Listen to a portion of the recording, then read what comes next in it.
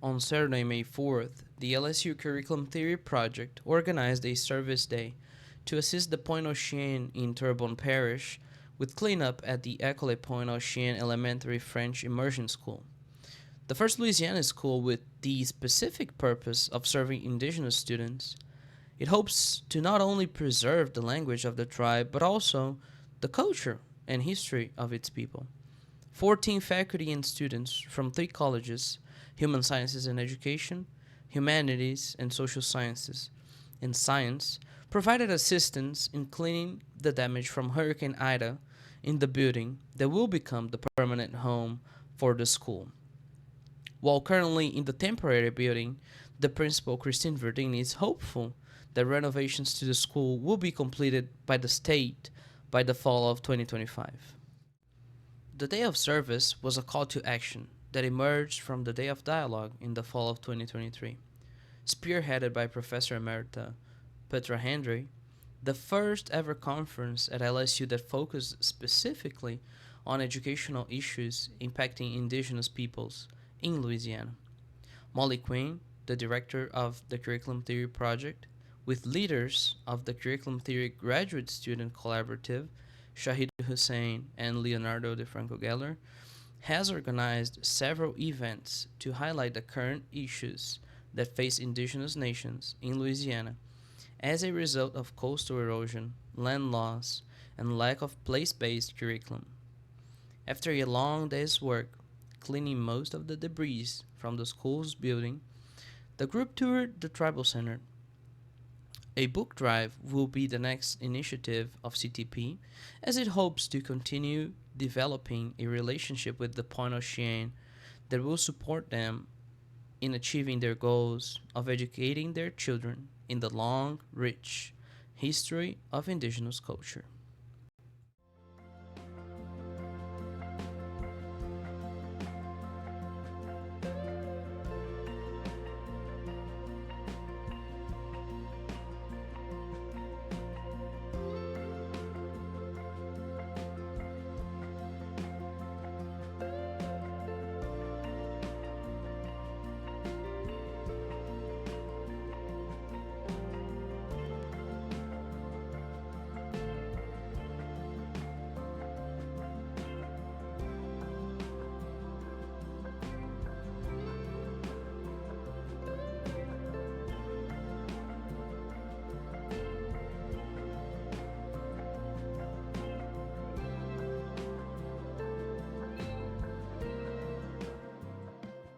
Okay, so we have arrived.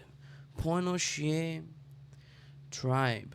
The next building you're gonna see, the one with the bricks, which I believe was part of the school, or at least was next to the school. They covered with plastic in order to preserve the roof and keep the rain out. We just arrived at the temporary school. They're having the elementary kids have class. We're gonna use their bathroom, and then they're gonna start the tour through the new building. Well, the temporary building, anyway. Here you can see the entrance. Everything in French because of the immersion school. They have those stickers where both teachers and students they used to remember and study a little bit. They use the stickers to help. As you can see, it's a new building, beautiful, but this is only the temporary school. Here you can see one of their classrooms. On the left here, they use this to make sentences in French. As you can see, colorful rooms with nice chairs, a library. And here, Christine is gonna talk a little bit with us. But went to different, they started the same college, and then she went to a college in Paris, because of what she wanted to do. And, so they kind of lost touch until last summer. June, they met up at a friend's house, and I'm like, oh gosh. So when she came for the fall, And she came for Christmas. I said, this is not good. And he went for Easter, because we had a whole 6 days off for Easter. And then, and I knew, because before he went for Easter, he told me that he was gonna go back. So while he was home for Easter, they even went to look, because he's looking at leaving Bordeaux and going to Marseille, yeah. They went look at that, because he's gonna teach, and then she. I'm gonna show the other classroom. As you can see, colorful. They have tons of books in order to learn French. The teachers here, they're doing a great job too. You see how clean it is, organized. But it is a temporary school. All right, every classroom has their own library with the carpet where students can read together.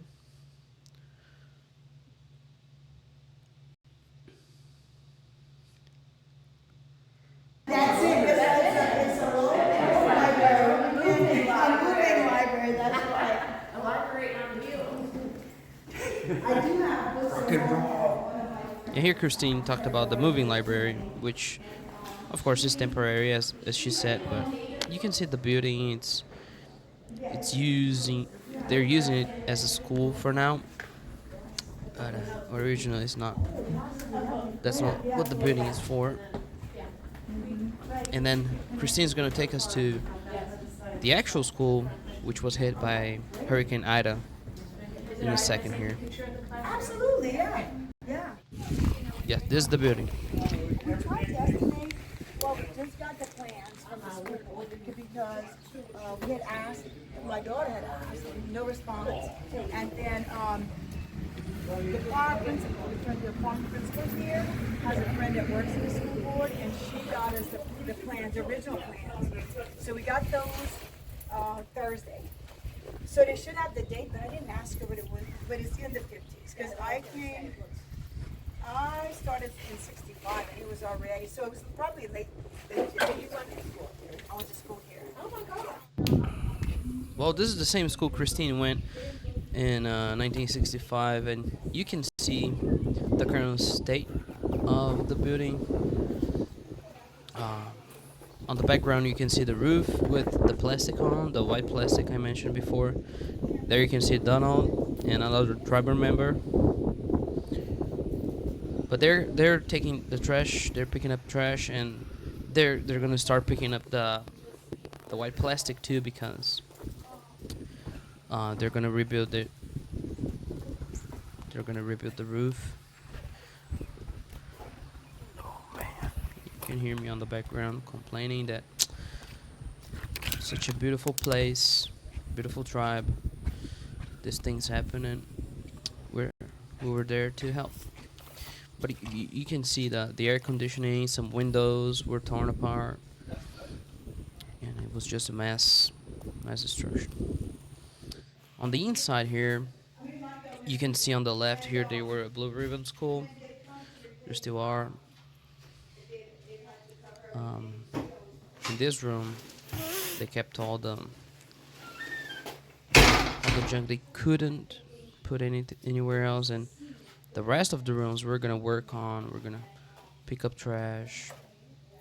But I just want you to take a moment and look at the damage Hurricane Ida made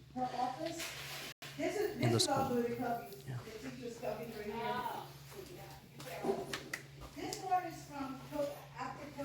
You're gonna see a lot of wood, and during hurricanes we have water and mold. This is where the kids were supposed to be, but they don't have the money to do so right now. They're applying for money, and you can see what happened.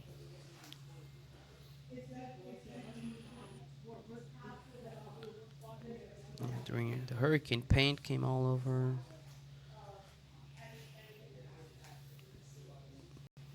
They need volunteers. They need volunteers to go there and help to clean. Yes.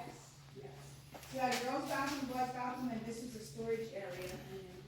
I'm gonna show you the sign right now. And this school was You, a national blue ribbon school. You see, they've already gone through everything, and they're gonna take some things out to the warehouse. Wow, man. I mean, look at this room. Yeah.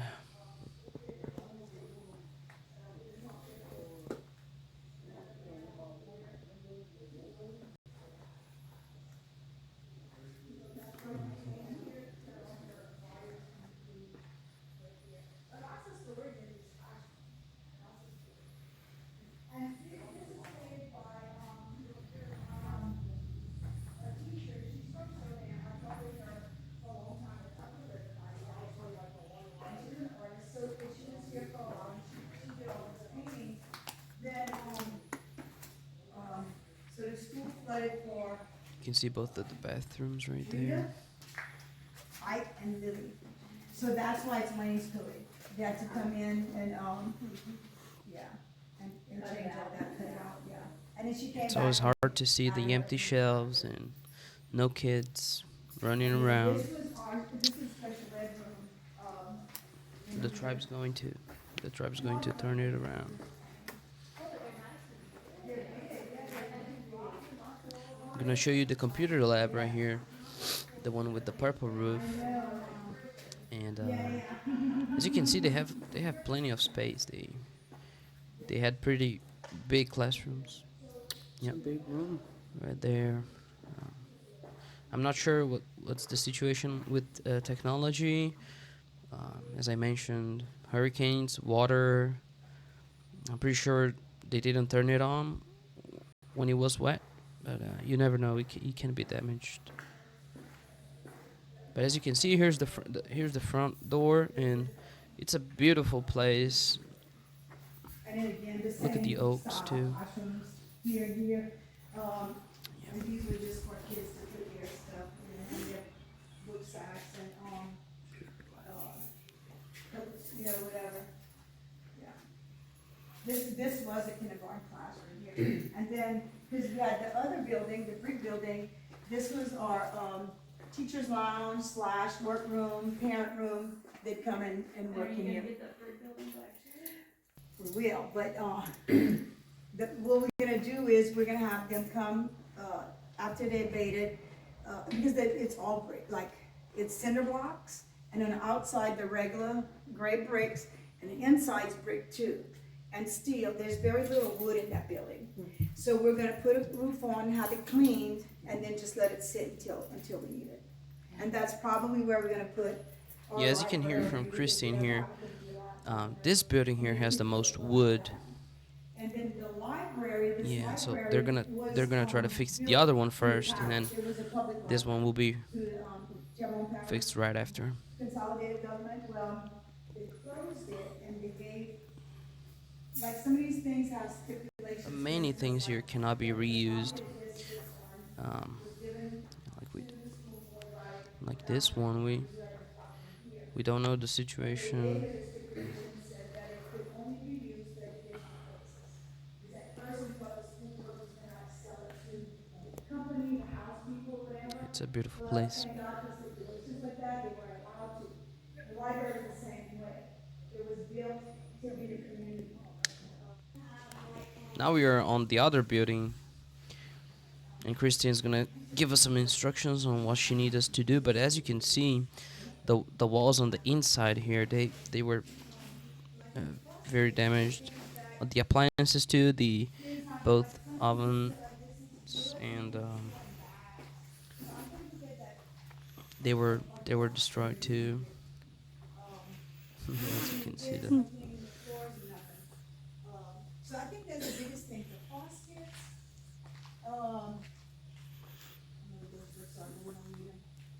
These were the cafeterias tables. and cleaning And, the plastic stuff and. they also had classroom That's our biggest thing. Yeah, and then I'll show you where the rooms are right there. classroom tables. Connect. The floor here was a mess. We try to start cleaning, but we need more time. As you can see, the boxes here, Some things we could use it again, but some we had to throw away, unfortunately. Yep.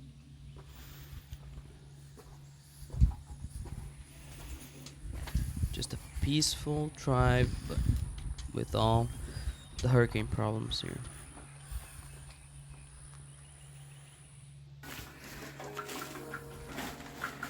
Let's go, Shahid. Here we are, cleaning everything. We were the group responsible for trash. We had another group responsible for cleaning. And the other group was in the other building, the one with a lot of wood. And they were picking up trash as well.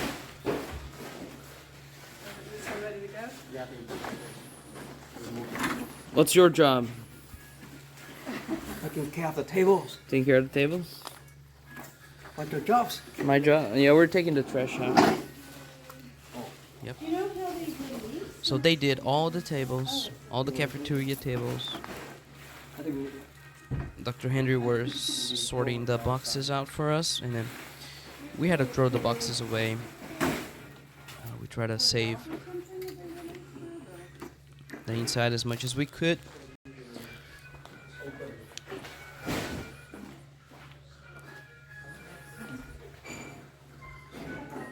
Where's Kaya?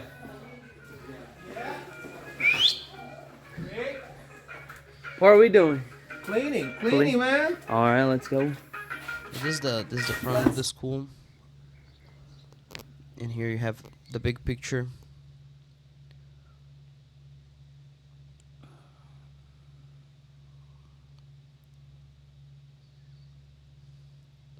Selfie. Huh? Selfie. No, after, Yeah. before So and we're after. gonna do the before and after here. This is the first building, the elementary, and you can see they did a really good job with all the plastic bags here. We didn't have enough time to do this room, which we're gonna come back another time, hopefully.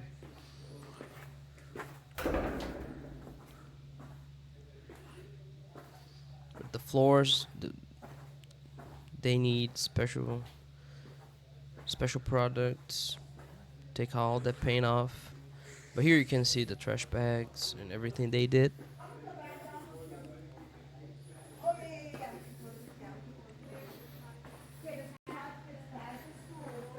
And soon here you're gonna see Christine. She's gonna realize the difference. She's gonna be super excited.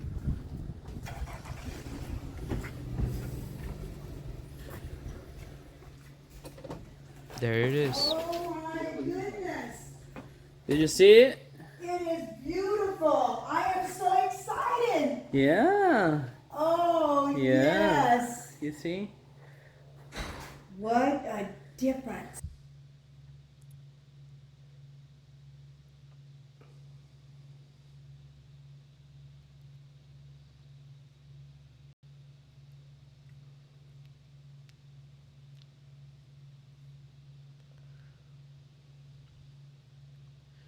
We spent the whole afternoon there. And here's the tribal center where the tribe meets. And we had some food, good talk. And Christine's gonna tell us why is the school important. School's important because it's, first of all, it's something that the tribe's been wanting for a long time, and the people down here, because we could see that our younger people weren't learning the French. And it is our fault, in a sense.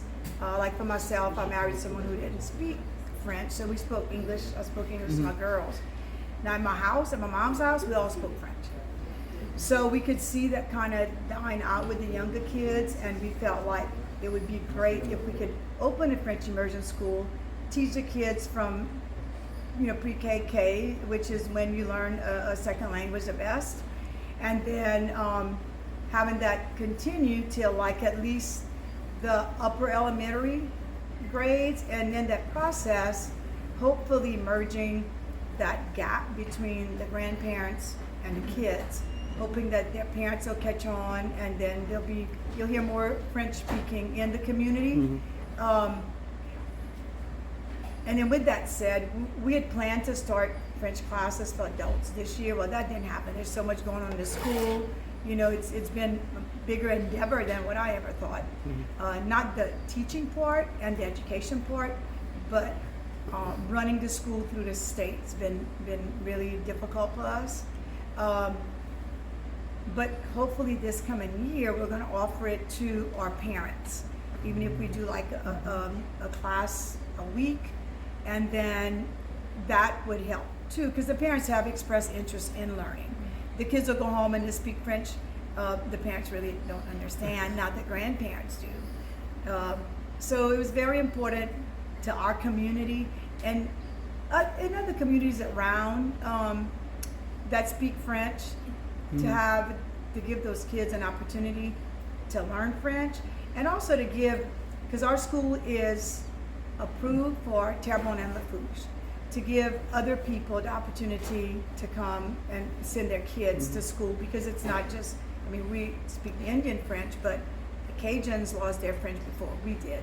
And so to give everyone the opportunity to come and enroll their kids in our school so that they can learn a different language. And at first I was like, okay, so these kids are going to speak French and no one else in their homes. But I met this young man last year at Alliance Française, and he had gotten a scholarship to study in Paris.